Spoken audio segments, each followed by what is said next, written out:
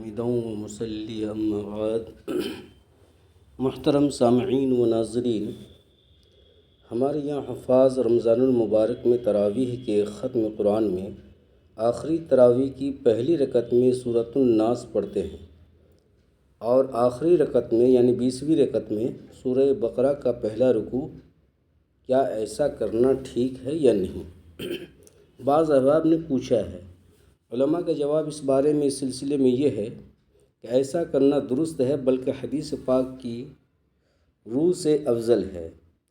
تفصیل درج ذیل ہے۔ تراویح میں ختم قرآن کا مستحب طریقہ یہ ہے کہ 19ویں رکعت میں سورہ فاتحہ اور معوذتین یعنی سورہ فلق اور سورہ ناس پڑھیں اور 20ویں رکعت میں سورہ فاتحہ اور سورہ بقرہ مفلحون تک پڑھیں۔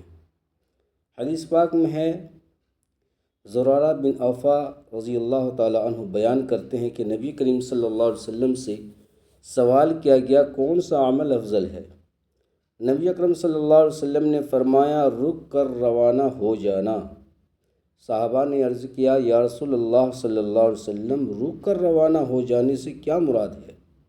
آپ صلی اللہ علیہ وسلم نے فرمایا قرآن پڑھنے والا شروع سے لے کر آخر تک پڑھتا رہے، پھر آخر سے شروع کی طرف چلا جاتا ہے۔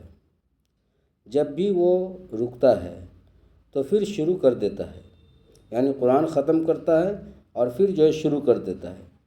دراصل جب بندہ مومن قرآن کریم کی تلاوت کی منزل شروع کرتا ہے تو شیطان کی کوشش ہوتی ہے کہ کسی مرحلے پر یہ سلسلہ موقوف ہو جائے یعنی رک جائے۔ اگر درمیان میں نہ رک سکا تو ختم قرآن پر ہی رک جائے۔ لہٰذا فقہائے کرام نے کہا ہے کہ ختم قرآن کے موقع پر تراویح کی 19ویں رکعت میں معوذتین یعنی قل اعوذ برب الفلق اور ناس پڑھے اور آخری رکعت میں سورہ بقرہ کی ابتدا سے نئی منزل شروع کر دے تاکہ شیطان بالکل مایوس ہو جائے، اور اس عمل کو درجہ بالا حدیث میں افضل فرمایا گیا ہے۔